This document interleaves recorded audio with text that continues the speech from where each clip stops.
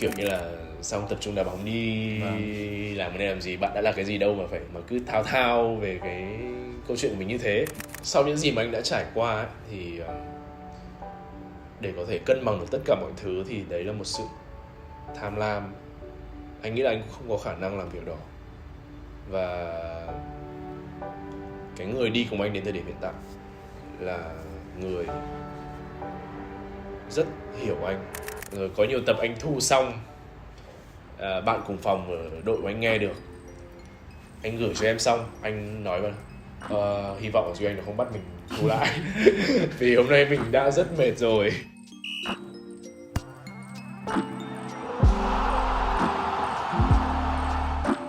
Xin chào tất cả mọi người, chào mừng mọi người quay trở lại với kênh XT6 Podcast. Mình sẽ giới thiệu với mọi người một nhân vật rất là đặc biệt. Đây có lẽ là nhân vật đầu tiên xuất hiện ngoài bản thân mình ra trong XT6 Podcast. Bạn là Duy Anh, bạn đang là biên tập viên, bạn đang là bình luận viên bóng đá và hiện đang làm việc tại thành phố Hồ Chí Minh. Nhân tiện đợt này mình có cái buổi khai trương cơ sở của IRC tại quận Nhất, nên hai anh em đã hẹn nhau để làm số Q&A, trả lời giải đáp những cái thắc mắc, những câu hỏi của mọi người dành cho mình trong suốt thời gian qua, cũng là cách để mà mình có thể chia sẻ với mọi người nhiều hơn, để giao lưu với mọi người. Và sau đây là một vài lời từ Duy Anh đến tất cả mọi người. Dạ vâng, xin chào anh Trường, xin chào các khán giả của XT6 Podcast. Ngày hôm nay thật sự ngồi ở đây thì mình phải nói thật là Duyên đã đến từ khoảng cách đây nửa năm anh nhỉ? Ở trong một quán cà phê tại Bình Dương thì hai anh em có hẹn nhau kiểu hôm đấy là hẹn cà phê vu vơ thôi, cũng không có chủ đích gì cả. Đúng rồi. Sau đấy tự dưng nói chuyện thế nào anh em lại quyết định làm podcast cùng nhau và XT6 Podcast đã ra đời ở đó. Và ngày hôm nay trong một chuyến quay trở lại miền Nam của anh Trường thì hai anh em đã ngồi lại gặp mặt và có những chia sẻ đến với các khán giả của XT6 Podcast. Thật ra thì cái buổi nói chuyện của anh em mình ngày hôm đấy ở Bình Dương thì mình cũng chưa đi đến một cái quyết định gì cả. Vâng. Đấy là chỉ đơn giản là hai anh em gặp lại nhau sau một khoảng thời gian khá là dài, đúng không? Em làm việc ở Hoàng Anh Gia Lai từ năm 2020. Vâng. Trong vòng 1 năm đúng không? Dạ. Vào năm 2020 thì đợt đấy mình hai anh em có cơ hội làm việc cùng nhau, bởi vì Duy Anh làm việc cho Next Media. Next Media là đơn vị sẽ đã hợp tác Hồi đấy với là hợp tác với cả Hoàng Anh Gia Lai để làm truyền thông. Thì Duy Anh được cử vào và ở luôn trong khuôn viên Hàm Rồng, đúng không? Dạ. Thật ra đợt đấy hai anh em có biết nhau nhưng mà cũng làm việc với nhau cũng không quá nhiều. Vâng. Phải nói thật là thời điểm đó mình đã liên hệ xin phỏng vấn anh Trường rất là nhiều. Và kể cả là sau này khi mà làm một số đơn vị khác nữa thì mình cũng có liên hệ để xin làm talk với anh Trường, bởi vì mình biết anh Trường là một người trả lời rất là thông minh. Và lúc đấy thì mình còn là một phóng viên trẻ hơn bây giờ nhiều, nên là cũng mong muốn là có một buổi talk kiểu deep cả anh Trường ấy, thì anh Trường đều từ chối hết. Ngày hôm nay là buổi talk đầu tiên mà mình xuất hiện cùng anh Trường thì lại hơi bất ngờ một chút, lại không phải là mình là host mà lại xuất hiện ở trên kênh XT6 Podcast. Ok, có thể hôm nay cả hai anh em đều là host đi, cả hai anh em đều là khách mời.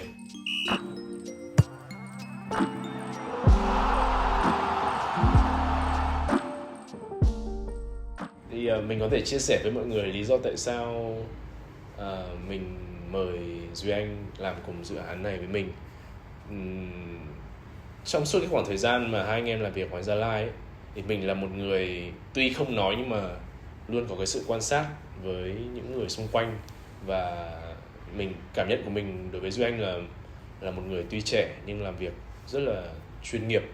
Và cái sự tập trung, cái sự nỗ lực của bạn đối với công việc, cái sự nghiêm túc của bạn với công việc làm cho mình cảm thấy là đây là một người rất chuyên nghiệp và kiểu luôn muốn cố gắng để có cái sự cầu tiến, có cái sự mong muốn để hướng đến những cái mục tiêu phía trước, những cái mục tiêu lớn lao hơn. Đó là lý do vì sao mà mình đã đi đến cái quyết định là khi mà làm podcast thì mình sẽ cần một người hỗ trợ mình, bởi vì cái thời gian mình phải dành cho bóng đá, thời gian dành cho cái việc tập luyện nó cũng khá là nhiều rồi, nên là cần có một người hỗ trợ để có thể khai mở những cái câu chuyện mà có thể mình một mình ngồi tự đánh máy, tự nhớ lại những câu chuyện mình đã trải qua thì có thể là mình sẽ bị thiếu sót ở một số cái điểm nào đó, và rất may Duy Anh là một người theo dõi bóng đá từ khi còn nhỏ, theo dõi rất sát, và đặc biệt là Duy Anh rất thích câu lạc bộ Hoàng Gia Lai và những cầu thủ như mình, Công Phượng, Tuấn Anh. Nói chung là cái lứa một của học viện Hoàng Gia Lai Duy Anh đều nắm rất kỹ tất cả những cái bước đi của mình trong sự nghiệp của người áo số từ trước đến giờ, cho nên là nên mình cảm thấy là cái quyết định mà mời Duy Anh làm hợp tác cùng mình, hỗ trợ để làm kênh podcast của mình là thật sự rất đúng đắn. Thì câu hỏi đầu tiên anh muốn dành cho em là anh biết là em rất thích bóng đá và cũng rất để ý đến cái lứa một của học viện Hoàng Gia Lai Arsenal JMG, nhưng mà ví dụ anh nhiều khi anh tưởng tượng là giả sử anh là em thì anh cũng khó để có thể nhớ được những cái chi tiết nó kỹ đến như thế, vì bản thân anh là người trải qua, nhưng mà có nhiều chi tiết anh thật sự là không nhớ được. Thật sự là không chỉ riêng hành trình của anh Trường hay là của các anh em khóa 1 Hoàng Gia Lai Arsenal JMG, mà gần như là những cái ấn tượng ở trong thể thao, trong bóng đá của em, kể cả bóng đá quốc tế lẫn bóng đá trong nước, những cái gì mà em đã từng theo dõi từ hồi còn nhỏ ấy, thì thậm chí là ký ức hồi còn nhỏ nó còn sâu đậm hơn nhiều so với những ký ức mà em đã từng đi, đã từng làm. Ví dụ bây giờ nếu mà hỏi em về một kỳ World Cup mà em nhớ nhất thì chắc là kỳ World Cup 2006. Kỳ World Cup đầu tiên mà em đã được theo dõi. Bây giờ nếu mà nhắc đến một trận đấu nào của World Cup 2006 thì em vẫn nhớ được tỷ số. Đấy, có thể là World Cup 2018 hay là 2022 là em không nhớ. Anh không nhớ gì luôn. Không nhớ rõ đâu. Nhưng mà nó giống như kiểu là những cái ấn tượng đầu tiên ấy. Có nghĩa là khi còn nhỏ, khi còn trẻ thì nó sẽ nhớ tốt hơn bây giờ. Kiểu như hồi đấy em theo dõi bóng đá là đam mê thôi. Nó không phải là công việc như bây giờ. Thì những cái gì gọi là đam mê thì em luôn cảm thấy ấn tượng và nhớ. Bóng đá Việt Nam thì em ấn tượng từ cái hồi để mà gọi là ấn tượng thì chắc là từ SEA Games năm 2003 và cho đến thời điểm này. Nói có thể là những trận giao hữu thì em không nhớ đâu, nhưng mà những cái trận kiểu hành trình của đội tuyển Việt Nam hay là U23 Việt Nam kể từ thời điểm đó thì em rất là nhớ.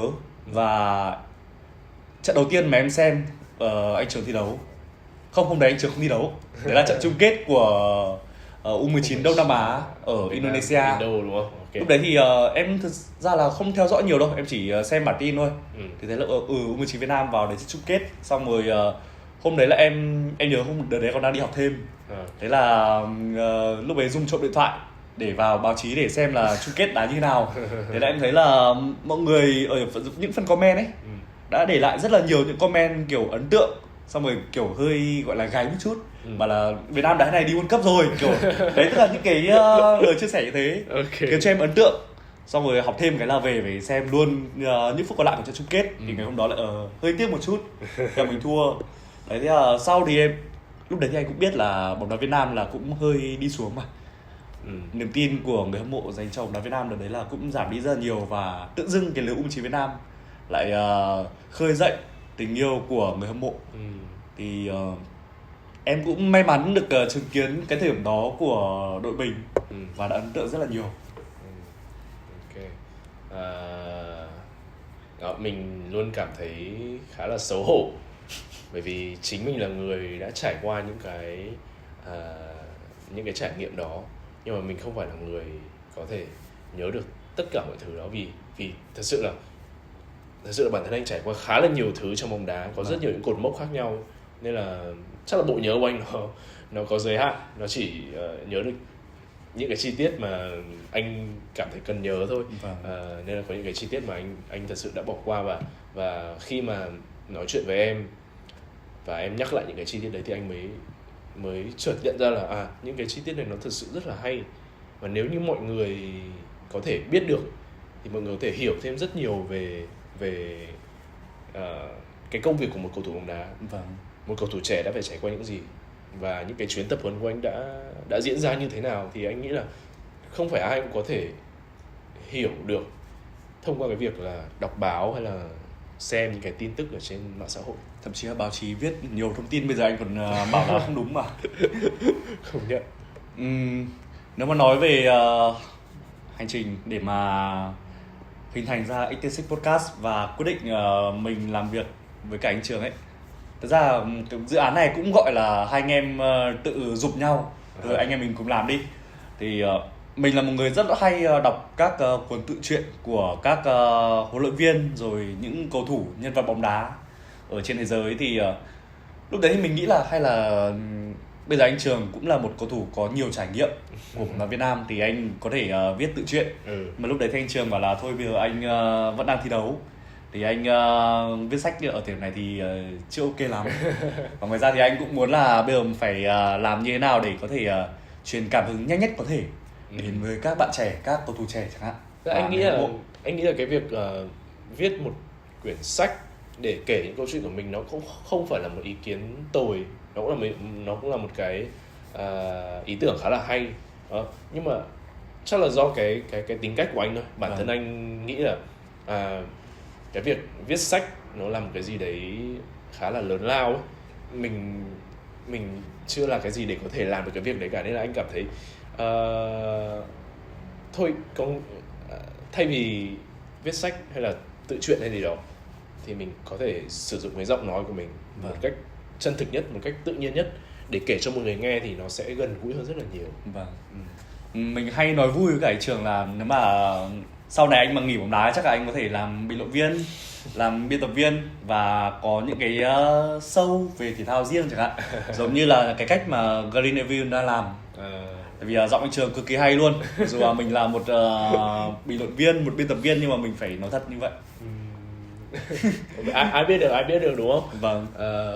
Thì để kể tiếp cái câu chuyện mà bọn mình quyết định thực hiện cái dự án này thì hai anh em hẹn cà phê với nhau khá nhiều lần, gặp nhau khá là nhiều lần kể từ khi em thôi việc tại Hoàng Gia Lai ấy. Thì anh nhớ anh có nhắn với em là hai anh em mình khi nào cà phê đi. Nhưng mà để từ lúc đấy đến bây giờ cũng phải anh em mình gặp nhau đấy là 3 năm ấy. 3 năm, cuối năm sau 3 năm đúng không? Hẹn cà phê hôm nào đi thì có nghĩa là 3 năm nhé mọi người. Thì đấy, hai anh em gặp nhau ở Bình Dương trong một trận ở cái vòng đấu mà Hải Phòng gặp Bình Dương.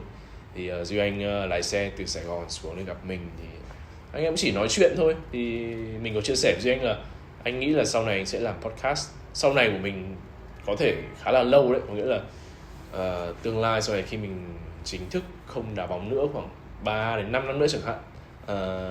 Nhưng mà đến cái thời điểm mà V-League có một quãng nghỉ lên đến khoảng 50 ngày đấy, đúng không? Thì anh nghĩ là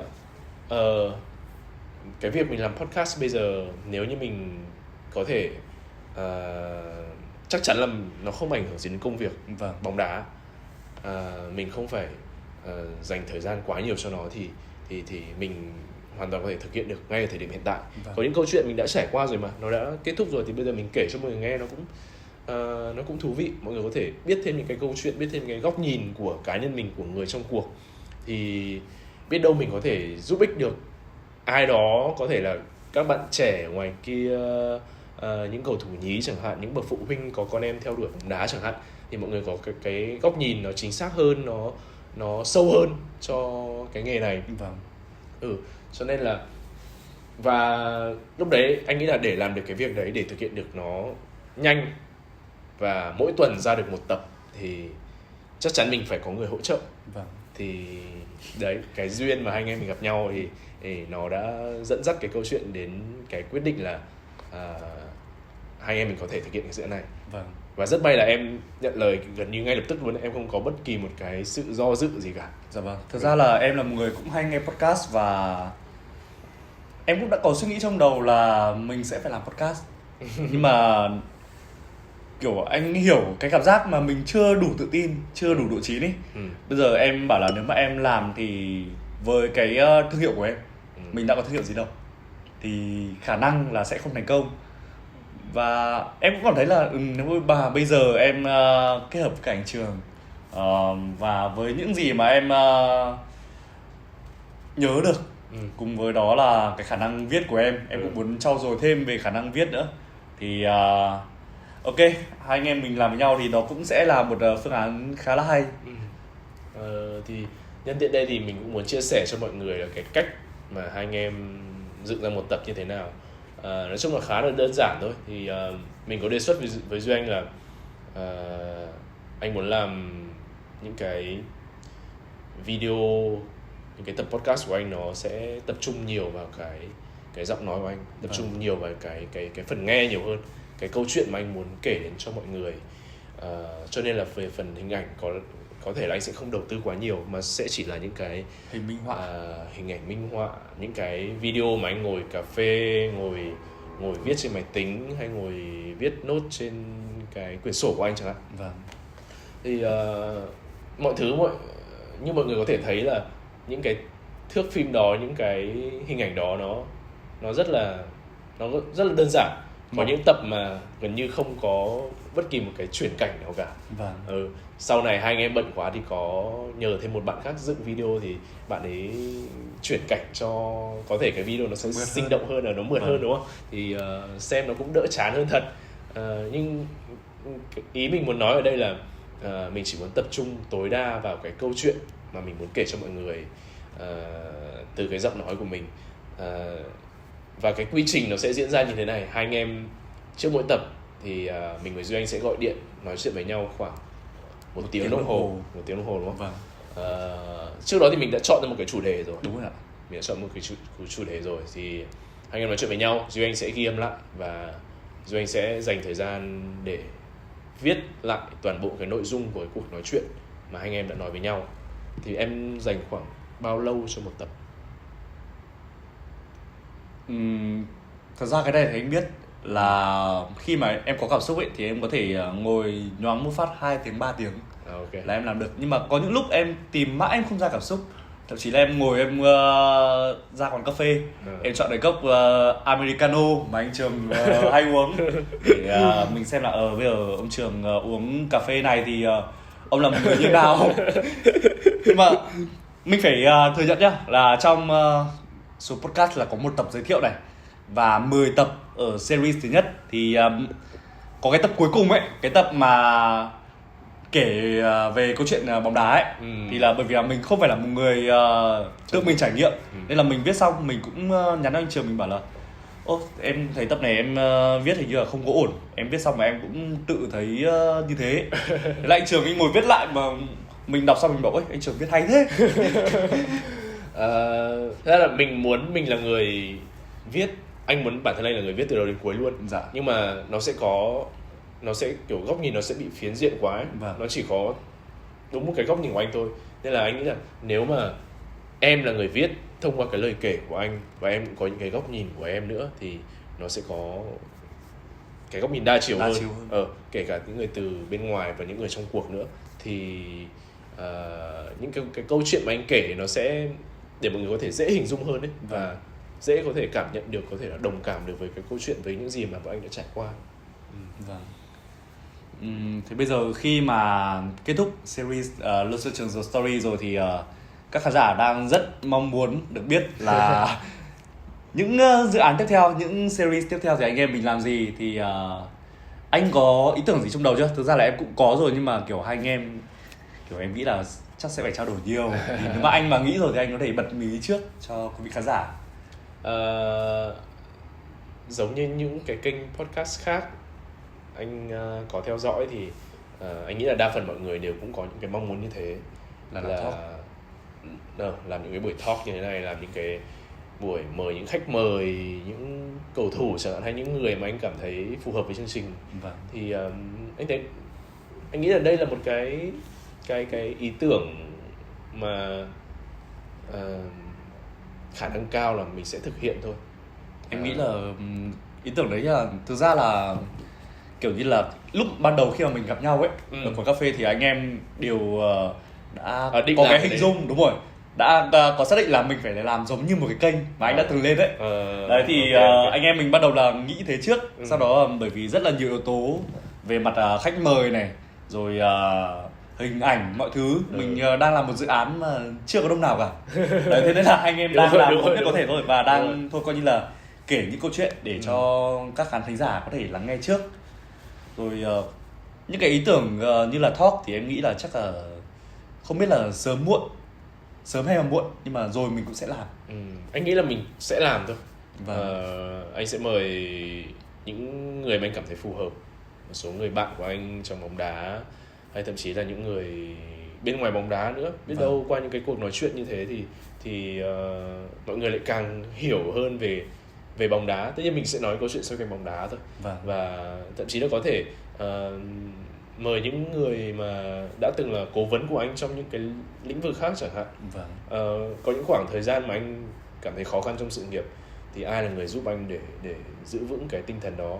Anh có rất nhiều những người bạn và những người anh giúp anh về mặt tâm lý.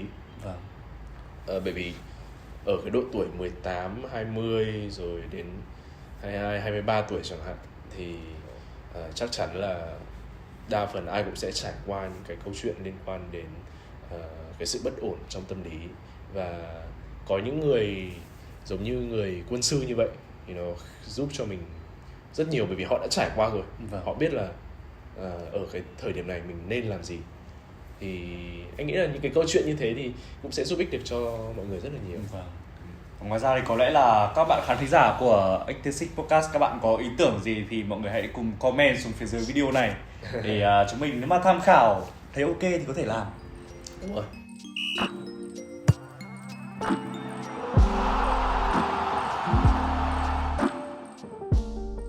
Quay trở lại câu chuyện anh em mình. Thì anh muốn hỏi em một chút là trong suốt cái khoảng thời gian mà hai anh em làm việc với nhau ấy, thì cái cảm nghĩ của em như thế nào? Có khi nào cảm thấy là sao cái ông Trường này hẹn lịch gọi muộn như thế thì thời gian đâu mà để em làm nội dung, rồi là sao mãi không gửi video để dựng, sao mãi không gửi voice audio để điều chỉnh, để thêm cái hiệu ứng âm thanh vào. Thì rồi là những câu chuyện mà anh em gọi điện cho nhau rất là khuya nữa. Thì em có thể chia sẻ về cái cảm nghĩ đấy để cho mọi người biết. Thực ra thì anh thì thấy là khuya, nhưng mà anh biết cái giờ làm việc của em mà. Có thể khuya với anh nhưng mà vẫn là sớm với em. Và thậm chí là có những hôm anh thấy em có điện, em khai thác được một đề tài rồi, em còn bảo anh còn khỏe không? Anh còn khỏe thì anh em lại khai thác tiếp, nói chuyện với nhau thêm một tiếng nữa. Thực ra cái vấn đề đấy của em không thấy có vấn đề gì cả. Còn những cái câu chuyện như là anh có những bữa anh thu hơi muộn hoặc là quay muộn chẳng hạn, thì em vẫn biết cái công việc của anh là như thế nào. Anh phải di chuyển nhiều, rồi tập luyện thi đấu. Những ngày thi đấu là gần như là anh không thể làm được, hoặc là buổi tập trước khi mà thi đấu chẳng hạn. Anh cũng sẽ không thể tập trung vào podcast được. Thì cái này thì do đặc thù công việc thôi. Thì em thì có một cái mà hai anh em mình tự đặt ra áp lực cho bản thân, đấy là deadline. 21 giờ tối thứ tư hàng tuần. Thì đúng là khi mà có deadline thì anh em mình cũng kiểu bị thúc giục hơn. Thậm chí là nhiều lúc em không có cảm xúc nhưng mà vẫn phải cố viết ra. Nhưng mà bây giờ mình phải lần ngược lại, nếu mà không có deadline đấy thì anh em mình sẽ chây bừa lên như thế nào. Không biết là bao giờ mới xong 10 tập đúng không? Anh cái mà em nhắc đến cũng rất là quan trọng, đấy là cảm xúc đấy. Đúng là có nhiều khi mà anh muốn thu âm nhưng mà anh lại cảm thấy là cái giọng nói của mình hôm nay sao nó thiếu cảm xúc đến như thế. Có nhiều tập anh gửi cho em còn bắt anh thu lại. Rồi có nhiều tập anh thu xong, bạn cùng phòng ở đội của anh nghe được, anh gửi cho em xong anh nói là hy vọng là Duy Anh nó không bắt mình thu lại. Vì hôm nay mình đã rất mệt rồi. Nhất là cái hôm bị nhiệt đúng không? Những cái hôm bị nhiệt miệng nữa. Anh cố gắng hết sức và anh chỉ mong là hy vọng là Duy Anh thấy ổn. Anh không dám nghe lại, bởi vì anh nghe lại anh sợ là ôi chết rồi, như này không ổn lắm, mình sẽ phải thu lại ngay.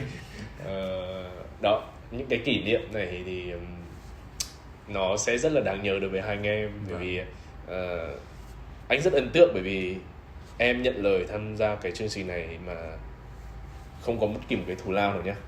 Rõ ràng là hai anh em mà rõ ràng là cái này là thực hiện cái đam mê của mình, cái lý tưởng của bản thân anh là anh muốn làm podcast, anh muốn kể những câu chuyện của anh và em là người hỗ trợ. Nhưng mà em lại đang làm, anh cảm thấy là em dành nhiều thời gian để làm cái công việc này hơn là anh. Tuy nhiên thì đổi lại là mọi người cũng sẽ chỉ nhìn thấy là anh kể chuyện thôi, không ai nhìn thấy là em là người viết, em là người chuẩn bị những cái nội dung, em là người sửa cho anh, rồi kiểm tra tất cả những cái về âm thanh rồi về hình ảnh cho anh cả. Thì anh không biết là cái động lực nào khiến em làm như thế. Vì rõ ràng là bây giờ em cũng đang ở độ tuổi là bước ra đời, đi làm, kiếm cái thu nhập cho mình để mình đạt được cái mục tiêu về thu nhập, mục tiêu về công việc nữa. Đấy, thì bỏ ra những cái khoảng thời gian như thế thì có khi nào em cảm thấy là nó có kiểu nó không đáng để mình phải như thế không? Không, động lực lớn nhất của em chắc là về các khán giả, về view. Bởi vì nói thật, nếu như mà em xuất hiện chẳng hạn, hoặc em làm một dự án cho riêng mình mà không ai xem cả, không có view, không có nhiều người quan tâm đến như vậy thì chắc là em được mấy số là em bỏ. Còn khi mà em làm việc với các anh thì thực ra em cũng biết là ok, ông Trường này trước đây lúc mà hai anh em em làm việc ở Gia Lai là thấy ông Trường này kiểu nghiêm lắm, nhìn cũng hơi sợ sợ. Nhưng mà đến lúc mà em không làm ở Gia Lai nữa thì anh lại nhắn tin cho em. Xong rồi cũng có những lời hỏi han thì em lại thấy một góc nhìn khác so với cả thời điểm mà anh em tiếp xúc với nhau nhiều hơn. Ngoài ra thì em cũng thấy đây là một cái đam mê. Em cũng muốn trau dồi nhiều hơn. Như ban đầu em muốn là có thể là khả năng viết sách chẳng hạn, hoặc là như bây giờ là đang cùng anh thực hiện cái podcast này. Thì em làm hoàn toàn bằng đam mê của mình thôi. Ok, anh rất cảm ơn em vì điều đó. Bởi vì nếu mà không có em thì anh thật sự là rất khó để có thể hoàn thành cái series đầu tiên này. Mặc dù là những con số mà anh em mình đạt được nó không phải là cái gì để quá lớn lao cả, nhưng mà cái mục tiêu mình đề ra mình thực hiện được, đấy là cái niềm vui của mình rồi. Và hơn tất cả những cái điều đó nữa là những cái phản hồi tích cực của khán giả, của những người nghe cái chương trình của mình, những phản hồi rồi kể cả những cái lời động viên dành cho anh nữa. Và anh đọc được cái comment kiểu như là mình đã theo dõi bạn từ thời U19, từ khi bạn mới 17, 18 tuổi chẳng hạn. Anh cảm thấy rất rất là xúc động, bởi vì mọi người vẫn luôn ở đó, vẫn dành cái sự quan tâm dành cho anh, vẫn tin tưởng là anh sẽ luôn cố gắng để hoàn thiện bản thân mình. Và đấy là cái mà anh cảm thấy rất rất rất xúc động. Tích cực có, động viên có, nhưng mà thế còn chắc chắn là có những lời không hay lắm. Ở trên kênh của mình thì gần như là không có đâu, nhưng mà bởi vì là em cũng theo dõi nhiều trang. Anh biết là có, anh biết là có. Trên kênh, thậm chí trên kênh cũng có một vài cái comment như thế. Kiểu như là xong tập trung đá bóng đi, làm cái này làm gì, bạn đã là cái gì đâu mà phải mà cứ thao thao về cái câu chuyện của mình như thế. Rõ ràng là khi mà mình đã làm một cái gì đó thì mình sẽ không tránh được cái sự đánh giá của mọi người, bởi vì đây là cái bản năng của con người. Bản thân anh cũng sẽ đánh giá với người khác thôi, nhưng mà anh không công khai đâu. Đùa thôi, nhưng mà qua đây anh cũng muốn kiểu truyền một cái cảm hứng là mình cứ làm cái gì mà mình cho là đúng, mà mình cảm thấy vui đi, và miễn sao nó không có vi phạm bất kỳ một cái điều gì là được, mà mình đâu có làm ảnh hưởng đến cái cuộc sống của ai đâu, đúng không? Thì tội gì mà chả có lý do gì mà chả có cái gì có thể kìm hãm được mình cả. Những cái lời nhận xét, những cái sự chỉ trích, hay là tất cả những cái bình luận tiêu cực thì đối với anh nó chỉ làm cho anh cảm thấy kiểu háo hức hơn để thực hiện những cái mà mình mong muốn đó. Để mình cho người ta thấy là các bạn dù có nói thế nào đi nữa thì nó cũng chả ảnh hưởng gì đến tôi cả. Bởi vì tôi đang làm những gì mà tôi cảm thấy thích, và tôi rất tự hào với những cái điều đó. Và bởi vì tôi có những người xung quanh tôi ủng hộ tôi, những người rất là chân thành, luôn ở bên cạnh và động viên mình, thì đối với tôi như thế là đủ rồi ấy. Và anh cũng không có cái tham vọng là muốn tất cả những gì mình làm ra đều sẽ được tất cả những gì mọi người ủng hộ. Ai cũng thế thôi, chả có ai được tất cả mọi người ủng hộ cả. Rồi thì bây giờ anh còn những cái gì chia sẻ nữa không? Hay là còn câu hỏi gì cho em nữa không, trước khi chúng ta đến với phần Q&A của khán giả? Thì anh cũng có một cái suy nghĩ như thế này, là bởi vì cái cách mà em khai mở những câu chuyện của anh thấy khá là hay. Thì không biết là có một khoảng thời gian nào đấy em sẽ có thể sắp xếp được, em có thể làm host trên kênh của XT6 Podcast hay không?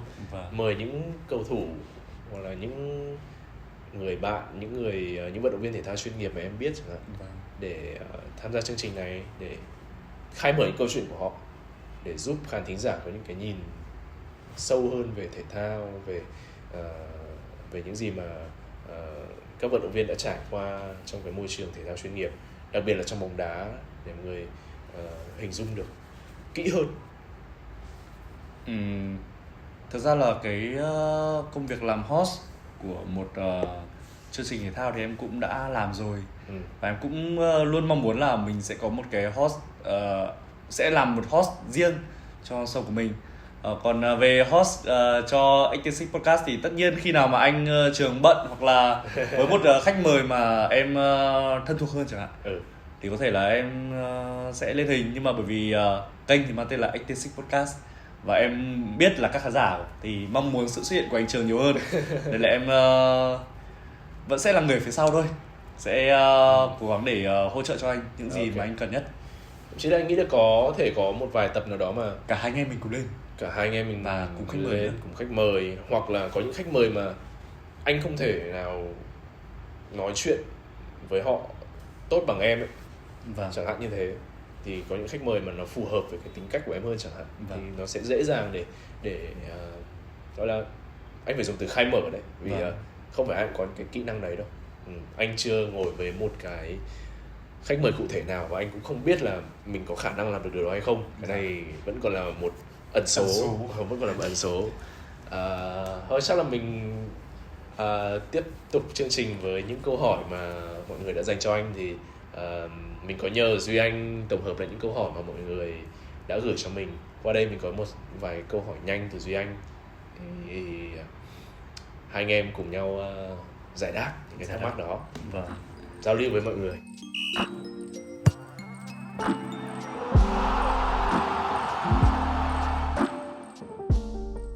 Thì đây em đã tổng hợp lại các câu hỏi từ các nền tảng YouTube, rồi các nền tảng audio, podcast, Insta và cả Facebook của 86.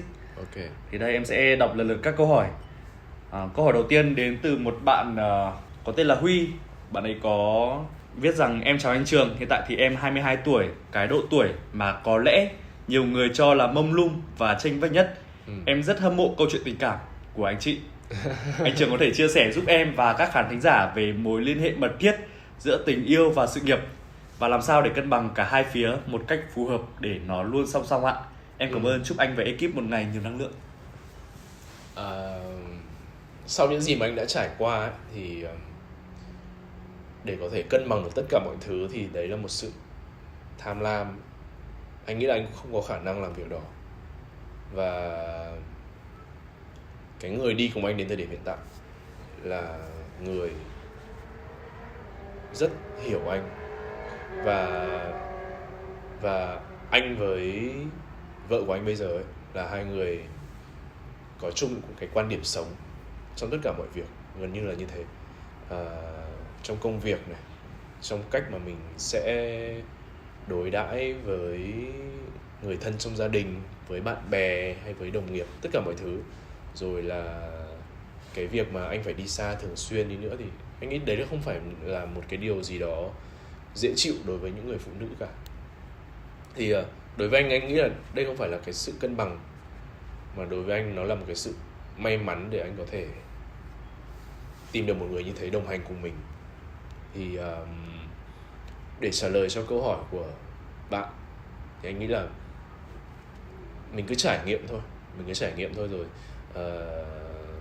khi nào mà mình cảm thấy là đây là một người phù hợp với mình nhất trong tất cả mọi việc, thì đó sẽ là người mà mình sẽ muốn đồng hành cùng mãi về sau này. Và bạn đang ở một cái độ tuổi khá là trẻ, như bạn nói là cái độ tuổi mà gần như ai cũng cảm thấy là mông lung ấy. Thậm chí 22 tuổi là nếu như bạn mà đi học đại học ấy, thì là bây giờ là mới ra trường này. Cái khoảng thời gian mà đứng trước những ngã rẽ, đúng không? Dạ. Thì anh nghĩ là không có cách nào khác là mình sẽ phải là người chủ động lên kế hoạch cho cái cuộc sống của mình. Mình phải biết là mình muốn gì này, cái sở thích của mình, cái mong muốn của mình gì, cái mục tiêu của mình trong cuộc sống là gì. Và khi mà mình đã phân tích được tất cả mọi thứ, những cái điểm mạnh của mình phù hợp với những cái việc gì mình muốn làm, cái tính cách của mình phù hợp với con người nào để hai người có thể hòa hợp với nhau để đi cùng nhau, thì anh nghĩ là nên dành thời gian để phân tích ra những cái điều đó trước khi đưa ra những cái quyết định. Và thậm chí là khi đưa ra cái quyết định ở cái độ tuổi đấy thì hoàn toàn có thể là những cái quyết định chưa đúng, thì mình không cần quá căng cứng và có thể coi đấy là những cái trải nghiệm của mình để mình có thể trưởng thành hơn. Nên là anh nghĩ là không có gì phải quá căng thẳng cả. Vâng. Đó chia sẻ của anh Trường dành cho câu hỏi của bạn Huy. Và có một bạn khán giả có tên là 17 Huyền Hoàng, hoặc là một cái tên nào đấy gần tương tự vậy, có thể là vì trên YouTube thì là A còng đấy thì là không có dấu. Thì bạn ấy có viết như thế này: em chào anh ạ, em đã hâm mộ anh được 6 năm rồi. Ngoài lĩnh vực chuyên môn là đá bóng, em thực sự ngưỡng mộ tính cách của anh, không chỉ trên sân cỏ mà còn ngoài cuộc sống. Em rất thích cách anh làm captain của các cấp độ câu lạc bộ, đội tuyển. Anh nghĩ thế nào là một người captain hay là leader tốt, và anh có nhiều áp lực khi làm đội trưởng không ạ? 6 năm là bạn ấy là thích từ hồi U23 đấy, 2018. Anh thì nghĩ là khi mà được trao trọng trách đấy thì mình sẽ cố gắng làm hết khả năng của mình thôi.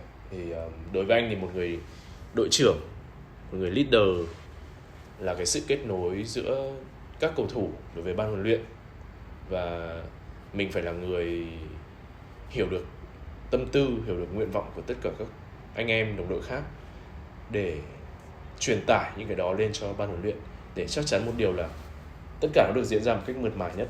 Ban huấn luyện, các huấn luyện viên hiểu cầu thủ, và đổi lại là các cầu thủ hiểu cho những cái quyết định của ban huấn luyện. Và có những cái mà không phải ai cũng có thể nói trực tiếp với huấn luyện viên trưởng chẳng hạn, thì nếu như mình có thể là người sẵn sàng lắng nghe cái câu chuyện đấy thì mình có thể chia sẻ được với cái người đồng đội đó, thì trước mắt là mình đã có thể giải quyết một phần nào về mặt tâm lý cho họ rồi. Thì anh nghĩ đấy là một cái rất là quan trọng. Với anh ở cái vị trí đội trưởng là như thế. Em thấy mọi người hay nhắc đến cái cụm từ là tố chất thủ lĩnh. Thì có phải là tố chất thủ lĩnh là kiểu cứ ra sân hò hét rồi quát tháo anh em đồng đội, thậm chí là có thể gây áp lực cho cả đối phương và trọng tài, thì đó là đội trưởng hợp lý hay không? Anh nghĩ là ở cái vị trí đội trưởng có khá là nhiều cái style, khá là nhiều cái phong cách khác nhau ấy. Thì anh chỉ có thể nói về cá nhân mình thôi, là đối với anh thì một người đội trưởng, khi mà anh được giao cái trọng trách đấy thì như anh vừa nói, anh sẽ đảm bảo cái việc là tất cả các cầu thủ không gặp cái gánh nặng nào về mặt tâm lý cả, không có những cái câu hỏi trong đầu nó quá lâu, kiểu là tại sao tôi không được ra sân, rồi là tại sao ban huấn luyện lại sắp xếp cái đội hình như thế này chẳng hạn. Thì anh sẽ cố gắng nhất có thể để không để cho mọi người có những cái thắc mắc đấy trong đầu, vì nó sẽ ảnh hưởng đến tâm lý. Và còn lại thì dù là đội trưởng nhưng mà mình cũng chỉ là một thành viên trong đội bóng, cũng là một trong những các cầu thủ khác thôi ấy. Giống như thầy Bắc có hay nói là mỗi khi mà đề đạt ai làm đội trưởng ấy, thì thầy hay nói là đội trưởng không phải là người chỉ có đeo tấm băng đội trưởng trên tay, mà đội trưởng phải là người có thể thay ban huấn luyện đưa ra được những cái quyết định ở trên sân, và là cầu nối giữa ban huấn luyện với cầu thủ. Thì để mà nói có áp lực hay không, có trọng trách hay không, thì anh nghĩ là có đấy. Vì những trận thắng thì có thể mình sẽ được hưởng những cái lời khen. Tuy nhiên là những trận thua chẳng hạn thì thường là huấn luyện viên trưởng và người đội trưởng sẽ là người phải chịu trách nhiệm đầu tiên. Có một bạn khán giả có tên là Chu Đức Phú có gửi lời chào đến chú Trường. Chào cho chú Trường. Hiện nay thì cháu cũng theo bóng đá chuyên nghiệp cùng với các bạn học viên và coach Dôm, tức là một học trò của thầy Dôm đấy. Thế à? Chú có thể cho cháu vài lời khuyên hoặc các sai lầm mà mình mắc phải để cháu có thể sửa chữa không ạ? Một điều nữa, đó là các tố chất để làm đội trưởng thì chúng ta vừa nói rồi. Chúc cho chú và ekip gặt hái được nhiều thành công. Ví dụ như anh đã có sai lầm nào chưa? Sai lầm thì nhiều chứ. Trong chuyên môn sai lầm nhiều, mất bóng dẫn đến những bàn thua, hay là sai lầm về mặt cư xử các thứ. Ở đây em thấy là bạn ấy là một bạn còn khá là nhỏ, thì em nghĩ là sẽ là một sai lầm ở độ tuổi trẻ, một độ tuổi mà một người hay nói vui là dở ương ấy. Anh thì anh chỉ muốn khuyên bạn là đừng có sợ cái việc mà mình mắc sai lầm, vì sau mỗi cái sự sai lầm như thế là mình sẽ trưởng thành hơn rất là nhiều. Vâng. Và chỉ có điều là đừng có mắc lại cái sai lầm đó 2 lần liên tiếp thôi. Dạ. Khi mình đã trải qua những cái sai lầm đó thì ít nhất là phải biết là lần sau mình sẽ không làm như thế nữa. Mình phải biết làm thế nào để cho mọi thứ nó tốt hơn.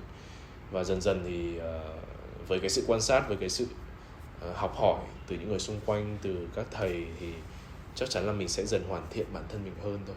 Đối với anh thì tố chất là cái mà rất khó để có thể rèn luyện, mà nó có sẵn, hoặc là nó hình thành từ cái thời điểm mà thậm chí mình còn không biết cái tố chất đấy là gì ấy. Và nó có từ khi nó là một cái tố chất khá là tự nhiên ấy. Vâng. Nên là anh chưa bao giờ học tập hay là rèn luyện để trở thành một đội trưởng hay như nào cả, mà mọi thứ nó đến rất là tự nhiên. Và huấn luyện viên sẽ chọn ra con người phù hợp nhất, đúng rồi, để trao tấm bằng đội trưởng. Đúng rồi. Bạn khán giả có tên là Đắc Vũ Cano hay Cá Nóc gì đấy, 5130 có gửi lời chào. Vẫn là cháu cho chú Trường. Cháu cũng là người Tuyên Quang. Hiện nay thì cháu đang chênh vênh ở độ tuổi 16, cái độ tuổi đáng lẽ vẫn ngồi trên ghế nhà trường, nhưng cháu lại quyết định không thi vào 10 và muốn tập trung vào kiếm tiền lo cho gia đình. Chú có thể giúp cháu một vài lời khuyên và hành trang để bước vào hành trình mới được không ạ? Cháu cảm ơn chú. Tuyên Quang tự hào có Thành Trung, Xuân Trường và QVC. Em đã không nhớ là ai. Quách Văn Chuẩn. Quách Văn Chuẩn. Đối với anh thì đây là một cái quyết định khá là táo bạo đấy chứ, đúng không? Ở Việt Nam thì có mấy ai dám bỏ ngang cái việc học hành để đi theo một cái hướng khác đâu. Và thậm chí là nó không chỉ đơn thuần là cho chính bản thân những cái người đó là nếu mình không đi theo con đường học vấn thì có thể con đường tương lai của mình sẽ khó khăn, mà nó còn làm cái gì đó gọi là gì nhỉ?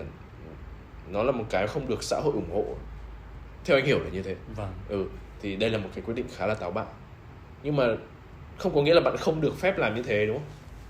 Thì đó là cuộc sống của bạn mà, thì bạn có thể đưa ra cái quyết định cho cuộc sống của mình, nhưng bạn phải là người chịu trách nhiệm cho cái cuộc sống của mình đó. Và mình phải biết được là nếu mà mình không thi vào lớp 10 thì mình sẽ làm gì tiếp theo. Đúng rồi. Sẽ làm những điều gì, phải có kế hoạch cụ thể. Bạn có đảm bảo được cái việc là bạn có đảm bảo cho cái tương lai của mình có thể tự lập, mình có thể tự lo cho cuộc sống của mình hay không? Vâng. Mình có thể trở thành một con người tốt trong xã hội, có thể trở thành một người được mọi người quý mến, được mọi người muốn kết giao cùng hay không? Vâng. Thì đấy là hoàn toàn nằm ở bạn. Vâng. Anh còn nắng quá, em kéo rèm nhé.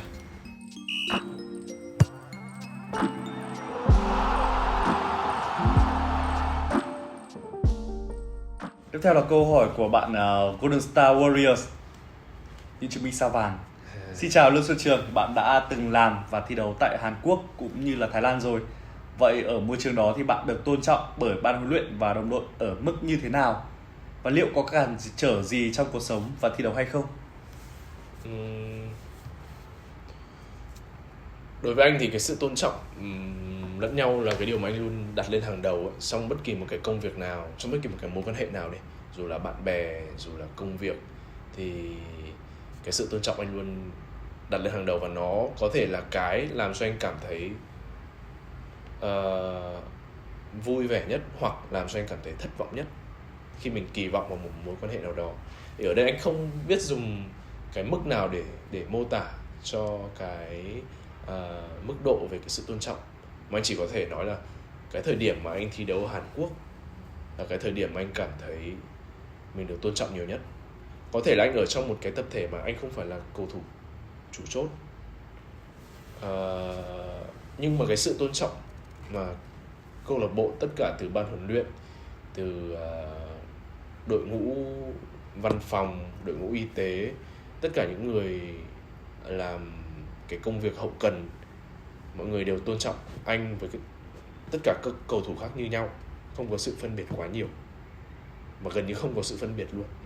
Vâng. Thì nó làm cho anh cảm thấy là mọi người đối xử với nhau rất là công bằng, không vì cầu thủ này tên là gì, không vì cầu thủ này đến từ đâu hay là có mối quan hệ với ai chẳng hạn.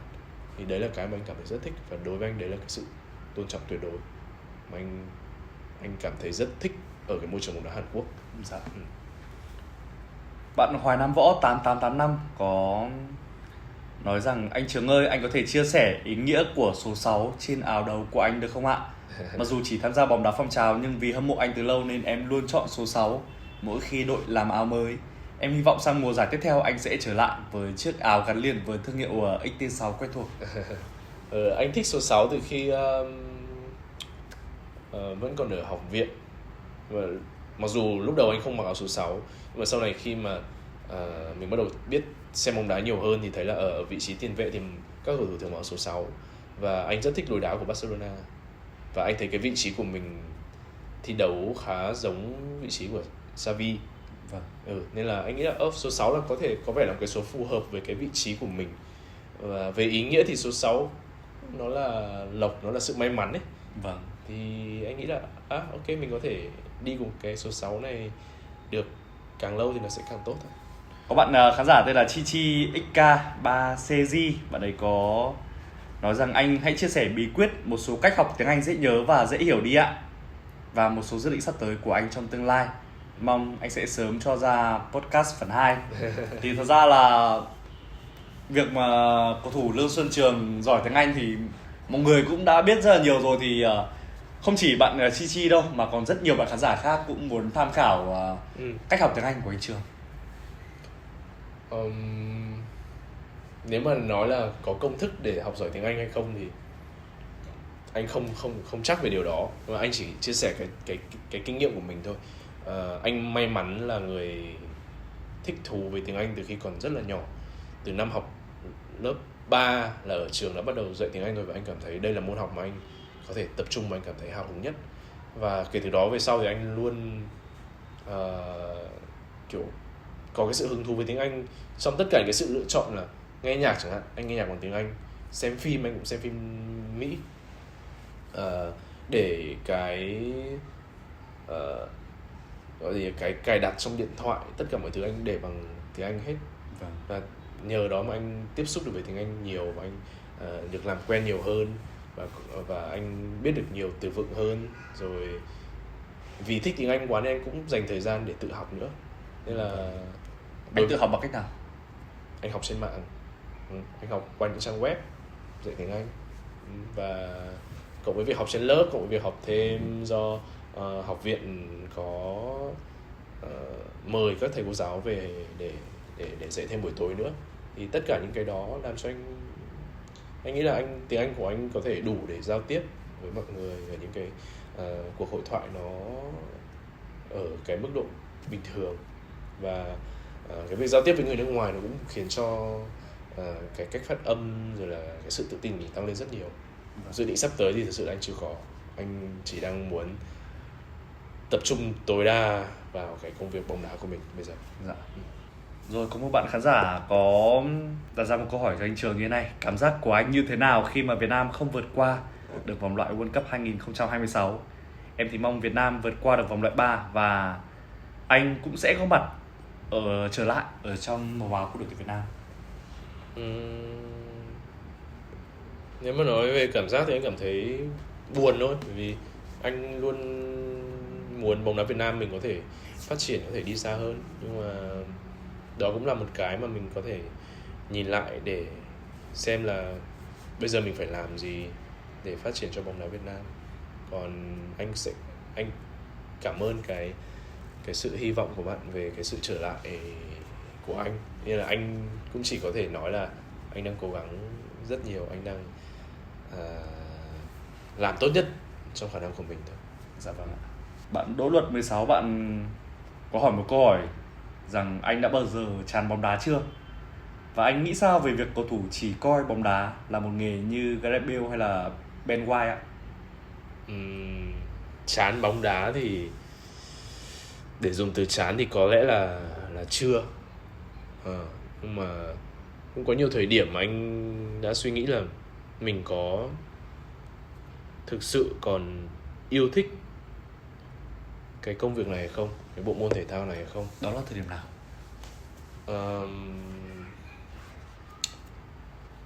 Sau này anh nhận ra là thường những cái thời điểm đấy là những cái thời điểm mà anh đang chơi với dưới cái phong độ của mình, vì những cái lý do, những cái yếu tố từ bên ngoài.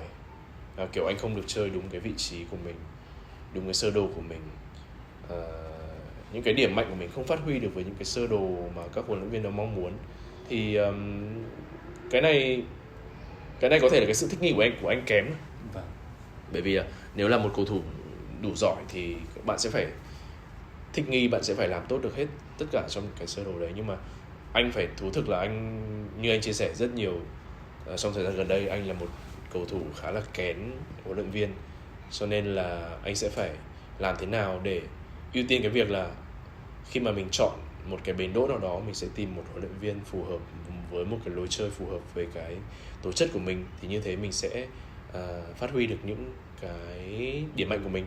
Và khi mình làm được điều đó, khi mình ra sân mình chơi tốt thì cái cảm hứng của mình nó sẽ luôn ở đó, và anh sẽ không cảm thấy chán bóng đá.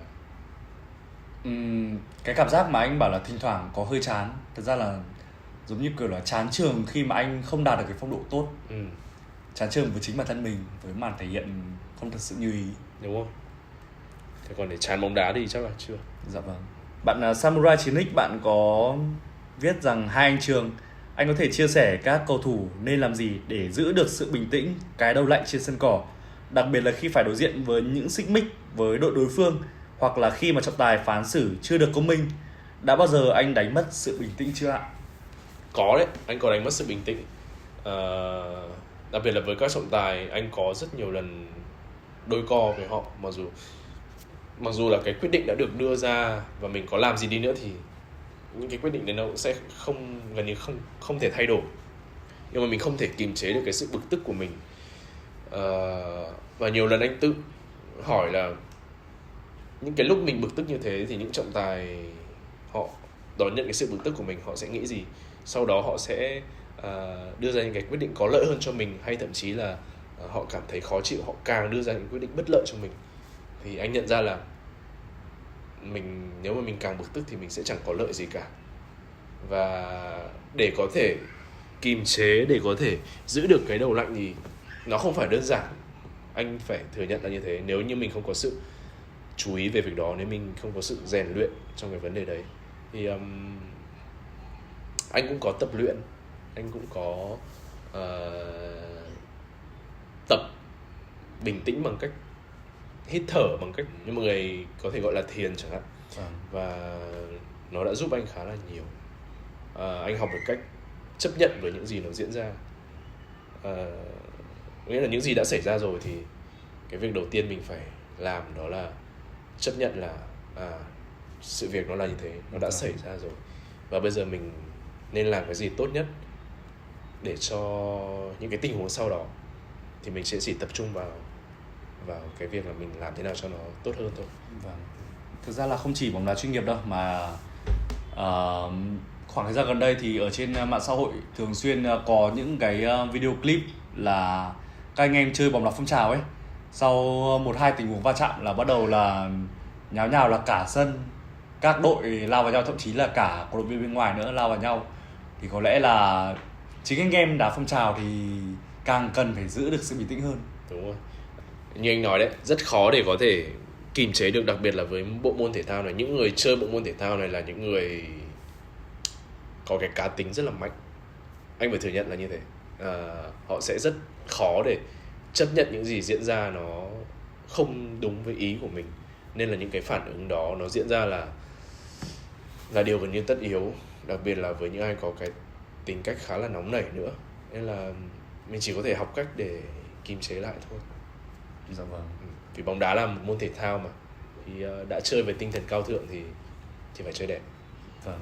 Bạn Thái Thị Anh Tuyết, bạn có viết ra rằng: anh Trường ơi, em có câu hỏi, đó là sau khi chấn thương thì phong độ của mỗi người sẽ giảm sút. Vậy làm sao để mình có thể lấy lại phong độ như lúc đầu, và sẽ mất thời gian là bao lâu ạ? 1 phút để IRC quảng cáo bắt đầu. Cái này rất khó để nói ấy, vì cái phong độ là cái thứ không dễ để có thể định lượng, và nó không phải là cái mà nó có tính ổn định cao, đúng không? Ngày hôm nay em có thể chơi tốt, nhưng ngày trận đấu sau em có thể chơi như mơ ngủ, đấy không ai biết được cả. Và đặc biệt là sau những cái chấn thương đấy thì sau những cái chấn thương nặng xảy ra thì liệu là mình có khả năng để trở lại như trước hay không? Mình sẽ bị nhát chân hơn.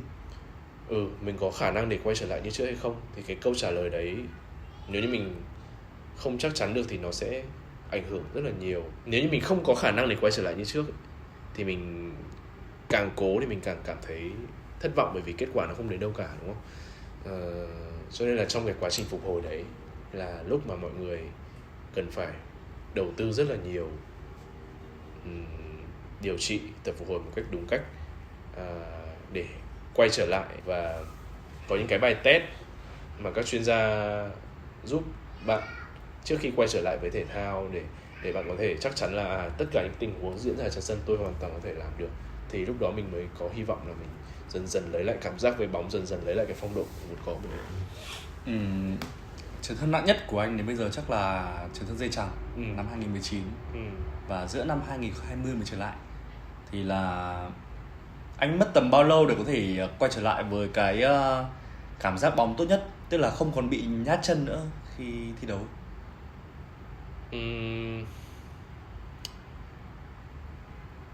Anh cũng không chắc nữa, vì có rất nhiều thời điểm khác nhau trong bóng đá. Lúc thì anh cảm thấy lúc thì anh cảm thấy cảm giác bóng của anh rất là tốt, nhát thì cũng không có nhát quá. Rồi sau này thì anh lại gặp thêm những cái chấn thương khác nữa, thì có nghĩa là nó là rất nhiều cái thời điểm khác nhau nên rất khó để có thể trả lời câu hỏi này. Cũng là một câu hỏi khá hay đến từ bạn Trâm Anh. Trước đó thì anh là một người sống khá là khép kín. Có thời gian dài thì anh cũng không update Facebook, Insta. Vậy lý do lớn nhất khiến cho anh muốn chia sẻ nhiều hơn về cuộc sống của mình là gì ạ? Và tại sao đến bây giờ anh mới làm điều đó? Đúng là trước đó anh cũng khá là khép kín trong cái đời sống cá nhân của mình, và cũng rất ít khi chia sẻ hay giao lưu gì với mọi người. Có lẽ là ở thời điểm đấy không tìm được cái phương tiện nào nó thích hợp để làm. Mặc dù anh rất muốn, mặc dù anh biết là mọi người vẫn luôn dành tình cảm cho mình, có những lời chúc, có những lời nhắn, có những món quà. Anh vẫn biết tất cả những điều đó. Tuy nhiên là anh không biết phải đáp lại tình cảm của mọi người bằng cách nào cho nó đúng đắn nhất. Cho nên là sau này khi anh nghĩ là mình sẽ thực hiện một kênh YouTube, một kênh podcast để có thể chia sẻ, để giao lưu với mọi người nhiều hơn, thì đây sẽ là lúc mà mình sẽ kiểu có thể là gần gũi hơn với mọi người, có thể là để cho mọi người có thể nhìn được những cái thêm nhiều góc nhìn khác nhau hơn nữa về cái cuộc sống bóng đá của anh. Và đó cũng là cái cơ hội để anh có thể giữ cái sự kết nối này với mọi người hơn. Và đấy là lý do vì sao anh thực hiện kênh podcast này. Và anh cũng rất vui vì phần nào đó anh đã thực hiện được cái điều anh mong muốn.